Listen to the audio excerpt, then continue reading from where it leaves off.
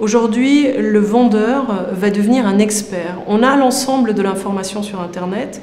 L'acheteur final attend cette transparence de l'information. Il veut pouvoir avoir un expert qui soit à sa disposition au moment où il le veut. Et pour cela, il faut avoir des outils pour gérer sa relation client. Un, de répondre aux attentes de nos clients. Deux, répondre à un marché qui est aujourd'hui complètement différent à ce qu'on a pu connaître il y a quelques décennies.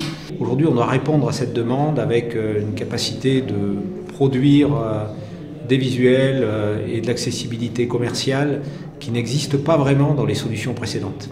L'enjeu commercial, pour moi, il est d'éviter de rentrer dans la morosité ambiante du logement, puisque les chiffres qui sont annoncés sont plutôt mauvais et autour des moins 15%, donc c'est d'essayer au moins de stabiliser, voire de faire mieux que le marché. Valoriser la qualité de son offre, ça c'est très important. Réussir à être simple et pédagogique dans la présentation de son offre, tout en étant compétitif en termes de prix. Grâce à la mobilité, grâce à Internet, on peut avoir des informations du suivi de chantier, l'avancement des travaux, personnaliser son logement, tout un tas de choses qui vont permettre de personnaliser l'expérience et d'accompagner le client après la vente ou la signature. Que ce soit réalité virtuelle, visite 3D, produits je dirais de marque qui vous permettent de visualiser votre logement d'un plan à plat et en réalité virtuelle. Donc c'est vraiment un bon pour les clients puisqu'ils vont pouvoir s'imaginer, à mon sens, plus facilement demain quel va être leur logement avant même d'y habiter. On communique beaucoup sur le bioclimatique puisqu'on est sur une maison qui optimise son exposition en fonction des types de terrain qu'on a,